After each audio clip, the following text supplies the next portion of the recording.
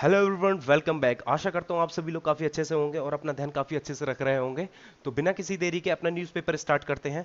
सबसे पहली जो न्यूज़ है वो काजीरंगा नेशनल पार्क से आ रही है कि वहाँ पे करीब वहाँ पे फ्लड जैसे हालात बने हुए हैं। पूरा आसाम सबमर्ज है। करीब 1819 डिस्ट्रिक्ट आसाम के पूरी तरीके से फ्लडेड है। वहाँ पे पूरी तरीके से बाढ़ आई हुई है बुरी तरीके से। और जो अगर बात करें काजीरंगा नेशनल पार्क की, तो वो करीब 95% पार्क का पूरी तरीके से सबमर्ज हो चुका है पानी के अंदर, पूरी तरीके से फ्लडेड है वो। और हमारे लिए इम्पोर्टेंट ये नहीं होता कि न्यूज़ में क्या इम्पोर्टेंट है काजीरंगा नेशनल पार्क कहाँ है और इसके थोड़ा बैकग्राउंड क्या है, तो उसी के बारे में हम बात करते हैं।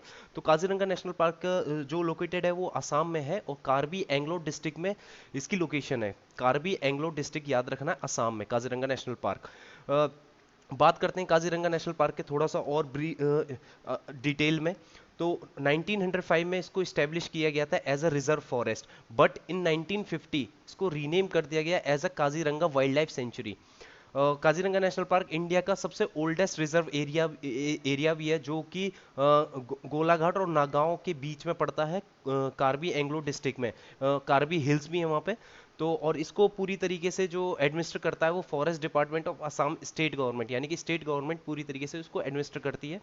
और 1974 में गवर्नमेंट ऑफ इंडिया ने इसको as a national park declare किया और इसका जो एरिया था वो भी बढ़ा दिया, करीब 232 स्क्वायर किलोमीटर से 430 स्क्वायर किलोमीटर कर दिया गया। 1985 में यूनेस्को ने इसको डिक्लेयर किया as a national park, declare किया काजीरंगा नेशनल पार्क को as a UNESCO world heritage site, क्योंकि ये करीब 2/3 जो हमारे राइनोसोर्स हैं वर्ल्ड के, वहाँ की पॉपुलेट मतलब वो उनका होम है। Kaziranga national park is a home for 2/3 of the world's population of rhinoceros. तो इसलिए उसको वर्ल्ड हेरिटेज साइट का दर्जा दिया 1985 में। इंपॉर्टेंट हो जाता है, यूनेस्को ने काजीरंगा नेशनल पार्क को कब वर्ल्ड हेरिटेज साइट का दर्जा दिया, वो 1985 में। फिर 2016 में गवर्नमेंट ऑफ इंडिया ने टाइगर रिजर्व भी इसको फॉरेस्ट टाइगर रिजर्व भी डिक्लेयर कर दिया, क्योंकि वहाँ पे ये था कि टाइगर की जो पॉपुलेशन थी, जो टाइगर्स की पॉपुलेशन थी वो काफ़ी ज़्यादा ड्रॉप हो रही थी। तो उसको देखते हुए इसको टाइगर रिजर्व भी डिक्लेयर कर दिया है इन 2006। अब अभी बात करें तो काजीरंगा में जो वन हॉर्न राइनोसोरस हैं वो काफ़ी ज़्यादा वनरेबल हैं और आईयूसीएन की रेड लिस्ट पे वनरेबल की लिस्ट में आते हैं। इंपॉर्टेंट हो जाता है कि वन हॉर्न राइनोसोरस जो आईयूसीएन की रेड लिस्ट में है वो वनरेबल लिस्ट में है। ओके। तो बात करें अगर काजीरंगा की 2020 में अगर बात करें, रीसेंट का जो डाटा है उसमें देखें, तो उसने करीब 96 स्पेशीज ऑफ वेटलैंड बर्ड्स को रिकॉर्ड किया है, जो काफ़ी ज़्यादा हाई है पूरे wild life reserves of India के हिसाब से। तो इंपॉर्टेंट हो जाता है, काजीरंगा नेशनल पार्क असम में कार्बी एंग्लो डिस्ट्रिक्ट में पड़ता है और अभी रिसेंट में बाढ़ आई हुई है, तो करीब 95% जो पार्क का है वो पूरी तरीके से सबमर्ज हो चुका है। इंडिया का ये ओल्डेस्ट रिजर्व एरिया है, जो कि लोकेटेड है गोलाघाट और नागांव में, जो कि कार्बी एंग्लोंग डिस्ट्रिक्ट में पड़ता है असम के। और इसे 1905 में एज अ रिजर्व फॉरेस्ट बनाया गया था और 1950 में इसको वाइल्ड लाइफ सेंचुरी बनाया गया। 1974 में इसको नेशनल पार्क बनाया गया और 1985, यानी कि 1950, 74 एंड 1985, ये तीन डेट काफ़ी ज़्यादा इंपॉर्टेंट हो जाती हैं, क्योंकि 1985 में यूनेस्को ने वर्ल्ड हेरिटेज साइट का दर्जा दिया था काजीरंगा नेशनल पार्क को। ओके, नेक्स्ट हमारी न्यूज़ है लॉस्ट अपॉर्चुनिटी। ये बेसिकली एडिटोरियल है और इसमें बात करी जा रही है जो अभी इंडिया जो चाबहार पोर्ट डेवलप कर रहा था ईरान के साथ, तो वहाँ पे जो कॉन्फ्लिक्ट आ रहे हैं या रिसेंट जो डिस्ट्रप्शन जो आ रहे हैं उसके बेसिस पे बात की जा रही है। वहाँ बोला जा रहा है कि जो रेल प्रोजेक्ट है उसको मंजूरी नहीं मिल पा रही है, या इंडिया इतना ज़्यादा वो भी नहीं है कि मतलब बनाने के मूड में भी नहीं है, due to US sanctions. US की वजह से वो रेल प्रोजेक्ट को वहाँ पे स्टार्ट भी नहीं करना चाह रहा है। तो इसके बारे में ही चीज़ें हैं कि ये एज अ लॉस्ट अपॉर्चुनिटी है फॉर इंडिया। अगर ईरान के बारे में थोड़ा हम देख लेते हैं, प्रेसिडेंट है हसन रोहानी, कैपिटल है तेहरान, करेंसी है ईरानियन रियल, ऑफिशियल लैंग्वेज है पर्शियन, और ये ईरान का नेशनल फ्लैग है। ईरान के जो आसपास की बाउंड्री कंट्रीज हैं उसके बारे में देखें तो तुर्कमेनिस्तान, अगर हम ईस्ट की तरफ देखें तो तुर्कमेनिस्तान, अफगानिस्तान और Pakistan, west side Syria, Iraq और सऊदी अरेबिया, नॉर्थ में अगर जाएं तो और ऊपर और ऊपर ईरान एक कैस्पियन सी और ये गल्फ इसके बीच सैंडविच्ड है, यानी कि कैस्पियन सी के नीचे ईरान हमारा आता है। तो याद रखना है। एक मिनट। हाँ, तो हम आगे बात करते हैं। अब थोड़ा सा हम चाबहार पोर्ट को भी देख लेते हैं। चाबहार पोर्ट बेसिकली ईरान का साउथ में आपको दिख रहा होगा, गल्फ ऑफ ओमान में है। और जो हमारा रेल प्रोजेक्ट था वो जहदेन तक था, और ये एकमात्र मतलब बोल भी सकते हैं सब्स्टिट्यूट भी था डायरेक्ट अफगानिस्तान और रशिया तक हमारे जो कनेक्टिविटी थी उसको बढ़ाने के लिए। चाबहार पोर्ट को इसीलिए बेसिकली डेवलप किया जा रहा था, और ये की रूट भी था अफगानिस्तान और जो हमारा सेंट्रल एशिया है उसके साथ हमारे ट्रेड और बाकी के जो भी हमारी रिलेशंस हैं उसको अच्छे से डेवलप करने का। तो अभी देखते हैं कि आगे एडिटोरियल में और क्या क्या बातें की जा रही हैं। तो बोला यही जा रहा है राइट फ्रॉम द बिगिनिंग, अगर शुरुआत से देखे जाए टेन्योर जो स्टार्ट किया गया था वो काफ़ी ज़्यादा इंपॉर्टेंट रहा। Chabahar port as a geo strategic importance रही है उसकी, क्योंकि ग्वादर पोर्ट पाकिस्तान का है, वो काफ़ी ज़्यादा हम पहले यूज़ करते थे, लेकिन जब से हमारे पाकिस्तान के साथ हमेशा रिलेशन अच्छे नहीं रह पाते हैं, तो उसकी वजह से हमारे लिए स्ट्रेटेजिकली इंपॉर्टेंट भी हो जाता था चाबहार पोर्ट को डेवलप करना। और 2003 में इसको स्टार्ट किया गया था, साइंड इन 2003। और ये एक सिंबल भी था ट्रेडिशनली इंपॉर्टेंट। इंडिया और ईरान का जो टाई था उस वो भी एक सिंबल भी था ये, कि हमारा ट्रेडिशनली हम काफ़ी ज़्यादा उसके साथ हमारे टाइज रहे हैं, ट्रेड टाइज रहे हैं ईरान के साथ, पर्शिया के साथ। तो अगर बात करें तो ये कनेक्टेड बाय सी, सी था, lanes to ports in India west coast. Chabahar would इसको एक फलक्रम की तरह देखा जा रहा था जो आउटरीच टू द रशिया, यानी कि रशिया और सेंट्रल एशिया के लिए काफ़ी ज़्यादा इंपॉर्टेंट था, हमारी जो रीच बढ़ाता रशिया और सेंट्रल एशिया में। और इससे हमारी जो कनेक्टिविटी थी वो भी बढ़ती, और हमारा जो एनर्जी सेक्टर था वो और सप्लाई और ट्रेड वगैरह जो वो भी फ्लरिश करते। अगर देखा जाए तो क्या कहते हैं, हमारा पाकिस्तान के साथ अफगानिस्तान का जो रूट था वो पाकिस्तान ने ब्लॉक कर दिया, तो उसकी वजह से हमें बाईपास करने के लिए इस ट्रबलसम को, मतलब ग्वादर पोर्ट को हमें बाईपास करने के लिए हमें चाबहार पोर्ट हम डेवलप कर रहे थे। और ये 2016 में और ज़्यादा फास्ट ट्रैक पे आया प्रोजेक्ट, जब नरेंद्र मोदी जी तेहरान में गए और ट्राइलेटरल ट्रेड जो था उसको ईरान में प्रेसिडेंट हसन रूहानी और अफगानिस्तान के प्रेसिडेंट अशरफ गनी के साथ उन्होंने जब ये टाई किया। फिर उसके बाद अगर हम देखें एमओयू जो हमारे साइन हुए थे उसके अकॉर्डिंग करीब हम हम उनको ग्रांट दे रहे थे 10 ईयर की लीज के लिए, to develop and operate 2 terminals. हम वहाँ पे 2 टर्मिनल बना रहे थे, यानी कि हम we were providing grant to develop and operate 2 terminals and 5 berth. चार के ऊपर 2 टर्मिनल और 5 बर्थ बनाए जा रहे थे, और ये फ्री ट्रेड जोन था इंडिया और ईरान के बीच में। और इसके साथ हमें एक अपॉर्चुनिटी भी मिल रही थी कि 628 किलोमीटर का रेल लाइन भी बनाया जाए चाहबार टू जेहदन, जो कि अफगानिस्तान के बॉर्डर पर ही है। काफ़ी ज़्यादा स्ट्रेटेजिकली इंपॉर्टेंट था हमारे लिए रेल प्रोजेक्ट। और the government acted quickly to develop Chabahar port facilities. उन्होंने काफ़ी तेज़ी से काम भी स्टार्ट कर दिया था। करीब 2018 में तो हमने करीब 500,000 टन का कार्गो भी अफगानिस्तान भेजा था वहाँ से, और ग्रेन की भी सप्लाई करी थी, फूड की भी सप्लाई करी थी ईरान को भी और अफगानिस्तान को भी। तो काफ़ी ज़्यादा स्ट्रेटेजिकली इंपॉर्टेंट था, इसलिए काफ़ी तेज़ी से काम भी चला था 2016 के बाद, जब हमारे क्या कहते हैं पाकिस्तान के साथ इतने अच्छे रिलेशन नहीं रहे थे। लेकिन जो वहाँ का जो रेल प्रोजेक्ट था उसमें दिलचस्पी वहाँ की स्टेट ओन्ड कंपनी जो इरकॉन थी, यानी कि इराक की जो स्टेट ओन्ड कंपनी थी, उसने दिलचस्पी दिखाई कि वो इसको कंस्ट्रक्ट करे।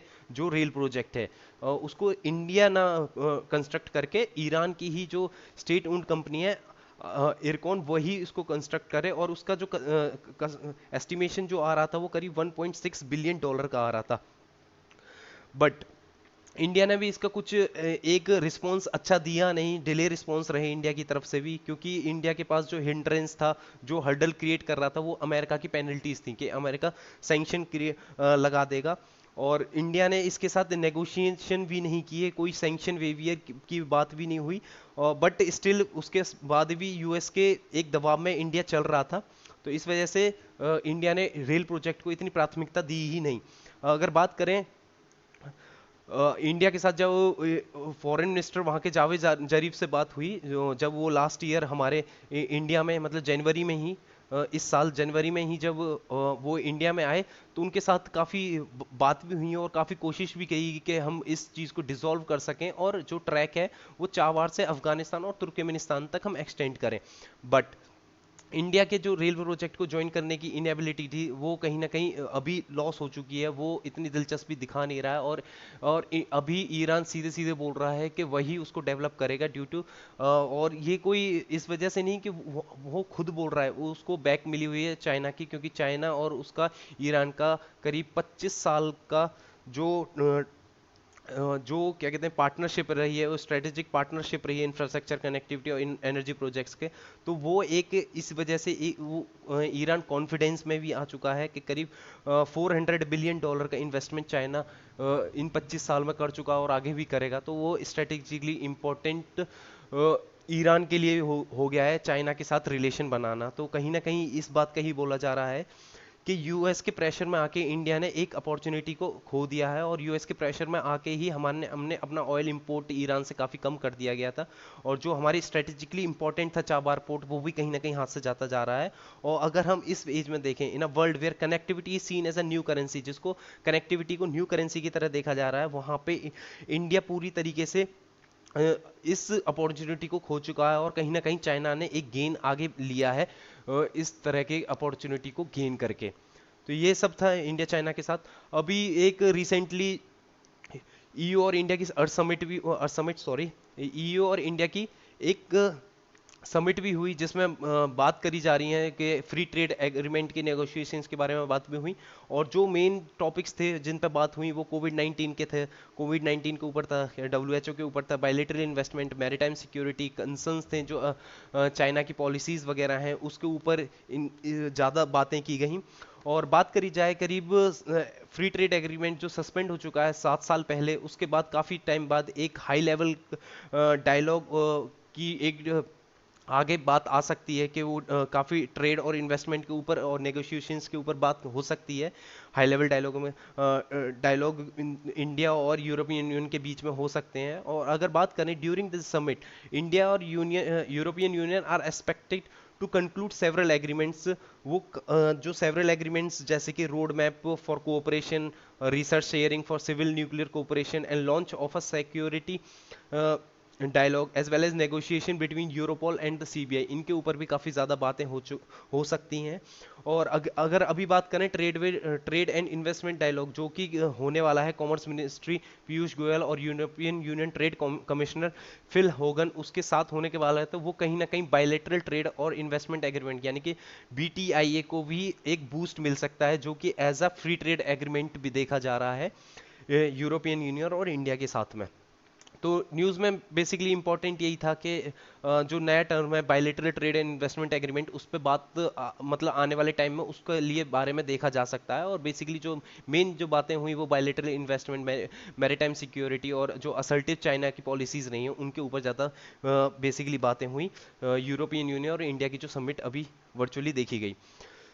और नया एमएचआरडी ने एक नया नोटिफिकेशन निकाला है कि वो जो ड्यूरेशन है ऑनलाइन स्कूल सेशंस का, उसमें क्या कहते हैं एक ड्यूरेशन लगाया जाए। और बोला जा रहा है कि जो प्री प्राइमरी स्टूडेंट्स हैं उनको, उनकी जो ऑनलाइन क्लासेस हैं वो पूरे दिन में 30 मिनट से ज़्यादा ना हो। और मतलब उनके जो टीचर्स और स्टूडेंट्स इंटरेक्शन है वो करीब सिर्फ 30 मिनट का ही हो। और क्लास 1 to 8 उनके 2 सेशन होंगे, 2 सेशन से ज़्यादा सेशन वो पूरे दिन में नहीं ले सकते हैं, और ईच सेशन जो 30 से 45 मिनट का होना चाहिए। और उसके बाद उसके साथ भी अगर 2 कंसेक्यूटिव सेशन चल रहे हैं तो उसमें 10 से 15 मिनट का ब्रेक भी मिलना चाहिए। और क्लास 9 से लेकर 12 तक का जो गाइडलाइंस है उसमें यह है कि करीब 4 सेशन ही वो पूरे दिन का ले सकते हैं, और 30 से 45 मिनट का पर सेशन होगा, उससे ज़्यादा वो इसको बढ़ा नहीं सकते। जो स्क्रीन टाइम है वो इतना ही रहेगा, 9-12 के लिए 4 सेशन और 1st to 8th के लिए 2 सेशन। टीचर्स को रिकमेंड किया गया है जो एनसीईआरटी ने अपना कैलेंडर निकाला है उसके अकॉर्डिंग ही चलें, और जैसे इंस्टेंट मैसेजिंग ग्रुप और ईमेल्स वगैरह होते हैं उसके थ्रू इंफॉर्मेशन शेयर करी जाए, पेरेंट्स को भी, उनके गार्जियंस को भी और स्टूडेंट्स को भी, उनको पूरी रिसोर्सेज वगैरह प्रोवाइड कराई जाए। और उनको इंस्ट्रक्ट किया जा रहा है टीचर्स को भी कि साइबर बुलिंग जैसे चीज़ें या साइबर क्राइम के बारे में ही स्टूडेंट्स को अवेयर किया जाए। अब हमारे लिए इंपॉर्टेंट हो जाता है ऑनलाइन लर्निंग। ये ऑनलाइन लर्निंग क्या है? तो ऑनलाइन लर्निंग में अगर हम बेसिकली देखें, जो ई लर्निंग प्रोग्राम है वो इंडियन गवर्नमेंट ने भी काफ़ी ज़्यादा इनको आगे बढ़ाया है एज अ डिजिटल इंडिया के फेज़ में आके। और ई लर्निंग बेसिकली जो है ये यही है, जैसे कि हम learning through resource through communication technology, कि हम ऑनलाइन पढ़ सकें, वही ऑनलाइन लर्निंग है। तो अगर हम देखें गवर्नमेंट के इनिशिएटिव्स क्या रहे हैं ऑनलाइन लर्निंग को लेके, तो डिजिटल इंडिया और स्किल इंडिया के तहत डिजिटल लिटरेसी को बढ़ाने के लिए काफ़ी ज़्यादा इंडिया बेसिकली तीन प्रिंसिपल्स पर आगे बढ़ा है। एक तो access, equity and quality of the education policy, यानी कि एक्सेस सबके पास एक्सेसिबल हो, यानी कि जो एजुकेशन मिले वो सबके लिए एक्सेसिबल हो। इक्विटी, एक डिजिटल डिवाइड जैसी चीज़ ना हो जो इस टाइम पे इस पेंडेमिक के टाइम पे काफ़ी ज़्यादा देखने को मिल रही है, क्योंकि गांव वगैरह में इतनी ज़्यादा कनेक्टिविटी अच्छी नहीं है, या स्मार्टफोन्स हैं तो उनके पास नेट नहीं है, किसी के पास वहाँ पर अगर नेटवर्क एरिया है तो बच्चों के पास स्मार्टफोन नहीं है, तो एक डिजिटल डिवाइड क्रिएट हो रहा है। तो बेसिकली तीन प्रिंसिपल्स पे अपनी जो पॉलिसीज हैं वो इम्प्लीमेंट की थी गवर्नमेंट ऑफ इंडिया ने, एक access, equity and quality of the education policy. अभी बात कर लेते हैं कि किस किस तरीके के इनिशिएटिव अभी तक गवर्नमेंट ऑफ इंडिया स्टार्ट कर चुका है। तो एक है ई बस्ता, जिसमें जो स्कूल बुक्स थी वो डिजिटल फॉर्म में कन्वर्ट कर दी गई, और ई एजुकेशन जिसमें क्या कहते हैं जो स्कूल्स हैं वो कनेक्ट हो पाए वाईफाई और ब्रॉडबैंड से, और एक तरीके का मैसिव ऑनलाइन ओपन कोर्सेज भी स्टार्ट किए जाएं। और एक है Swayam study webs of active learning for young aspiring minds. ये करिकुलम था करीब 9th से लेके जो पोस्ट ग्रेजुएशन तक का है, ये पूरा एक्टिव लर्निंग प्लेटफॉर्म उन्हीं के लिए बनाया गया। बेसिकली उनको ध्यान में रख के ये स्वयं पोर्टल बनाया। और एक इंडिया स्किल्स ऑनलाइन, जिसमें लर्निंग पोर्टल था स्किल ट्रेनिंग के लिए। अगर हम बात करें बेनिफिट्स क्या क्या मिल सकते हैं इस सिचुएशन के टाइम पे, कोविड 19 के टाइम पे, तो यही है कि online learning comes as a saviour. ये एक सेवियर की तरह स्टूडेंट्स के लिए, जो इस टाइम पे जहाँ पे स्कूल्स वगैरह पूरी तरीके से बंद हैं, तो वो अपने जो भी अपॉर्चुनिटी है लर्न करने की, एक्सप्लोर करने की, वो कंटिन्यू रख सकते हैं घर पर रह के भी। और जो कम्युनिकेशन टेक्नोलॉजीज रही हैं, जैसे कि क्या कहते हैं जूम ऐप रहा, या हमारे ऑनलाइन क्लासेस के पोर्टल्स रहे जैसे बाईजू और बाकी के अन अकेडमी वगैरह हैं, उन्होंने काफ़ी अच्छा अटेम्प्ट प्रोवाइड किया है, यानी कि कोर एजुकेशन प्रोसेस को वो एक अलग ही लेवल पर लेके गए हैं, और एक कंटिन्यूएशन के साथ वो आगे बढ़ रहे हैं थ्रू दिस पीरियड। और आगे बात करें कि जो डेवलपमेंट ऑफ आईसीटी, यानी कि इंफॉर्मेशन कम्युनिकेशन टेक्नोलॉजी के डेवलपमेंट की वजह से जो एजुकेशन है, online video based micro courses हैं, ई बुक्स हैं, मॉडल्स हैं, ग्राफिक्स हैं, एनिमेशंस हैं, क्विजेस हैं, गेम्स हैं, ई नोट्स हैं, ये सब इन्होंने लर्निंग को और एक्सेसिबल, इंगेजिंग और कंटेक्चुअलाइज्ड बना दिया है। यानी कि वो बहुत ज़्यादा एक्सेसिबल और इंगेजिंग हो चुकी हैं, और बहुत ज़्यादा जल्दी, मतलब जो उनका कंसेप्चुअल बेस्ड जो लर्निंग यूज़र इंटरफेस होता है वो काफ़ी कैची होता है, जिसकी वजह से एक क्रिटिकल थिंकिंग भी डेवलप होती है with the development of ICT, यानी आईसीटी की वजह से। अब इश्यूज क्या आते हैं ऑनलाइन लर्निंग में, तो सबसे पहला इशू डिजिटल डिवाइड ही है, क्योंकि उनके पास जो रिमोट एरियाज में स्टूडेंट्स वगैरह हैं, उनके पास अवेलेबिलिटी नहीं है इलेक्ट्रिसिटी की, इंटरनेट की, तो इसकी वजह से एक डिजिटल डिवाइड क्रिएट हो रहा है। और एक सबसे बड़ा इशू है साइबर सिक्योरिटी, जो बहुत बड़ा कंसर्न भी है, और ऑनलाइन एजुकेशन और टेलीमेडिएशन और ई कॉमर्स के लिए काफ़ी ज़्यादा एक बोल सकते हैं दिक्कत क्रिएट करने वाला मीडियम भी है साइबर सिक्योरिटी। तो इसके लिए एक अवेयरनेस, पूरी तरीके से एक अवेयरनेस प्रोग्राम भी स्टार्ट करना चाहिए साइबर सिक्योरिटी को लेके, और लोगों को अवेयर भी करना चाहिए कि किस तरीके से साइबर बुलिंग भी हो सकती है, साइबर क्राइम भी हो सकते हैं। तो वो सब के बारे में एक लोगों को बताना चाहिए, पेरेंट्स को गाइड करना चाहिए, स्टूडेंट्स को गाइड करना चाहिए कि स्पैम मैसेजेस वगैरह से दूर रहना है, या और भी चीज़ें होती हैं। साइबर सिक्योरिटी का एक पूरी बेसिकली पूरा एक कोर्स स्टार्ट करना चाहिए जो फोकस्ड हो स्टूडेंट्स और पेरेंट्स के लिए ही, कि वो अच्छे से समझ पाएं और इस चीज़ को समझें भी। अगर बात करें तो online learning is not for everyone, वो सबके लिए नहीं है, बस इस वजह से क्योंकि अवेलेबिलिटी नहीं है इलेक्ट्रिसिटी की, इंटरनेट की, और जो स्मार्टफोन्स वगैरह हैं वो एक रेस्ट्रिक्शंस भी क्रिएट कर देते हैं, क्योंकि इस टाइम पे एक एंजाइटी या एक बोल सकते हैं हाइपर टेंशन भी बहुत ज़्यादा क्रिएट हो जाता है जब स्क्रीन टाइम हमारा ज़्यादा फ़ोन पर रहता है। तो उसकी वजह से बच्चों में काफ़ी ज़्यादा हाइपर टेंशन वाली दिक्कत देखी देखी गई है। तो ये भी है ऑनलाइन लर्निंग का, ये भी एक नुकसान है। और बाकी जो स्टूडेंट्स रिसर्च वर्क वगैरह करते हैं या उसमें है रिसर्च, उसमें है, उनके लिए फीजेबल भी नहीं है, क्योंकि थियोरटिकल और जो बाकी के एसेंशियल कंपोनेंट्स जैसे रहे, थियोरटिकल बेस्ड रहे या न्यूमेरिकल बेस्ड रहे, वो तो हम आराम से ऑनलाइन प्लेटफॉर्म पे दिखा सकते हैं, लेकिन जो एक्सपेरिमेंट बेस्ड टॉपिक्स हैं, जो कंपोनेंट्स हैं, उनके लिए फीजिबल नहीं है ऑनलाइन लर्निंग। तो कहीं ना कहीं ये डीमेरिट भी है ऑनलाइन लर्निंग का। और जो रिसर्च वगैरह में है उनके लिए तो बिल्कुल ही मतलब पूरी तरीके से फीजिबल है ही नहीं, उनके लिए तो यूजफुल है ही नहीं है online learning. So that's all for today. आशा करता हूँ आपको अच्छा लगा होगा।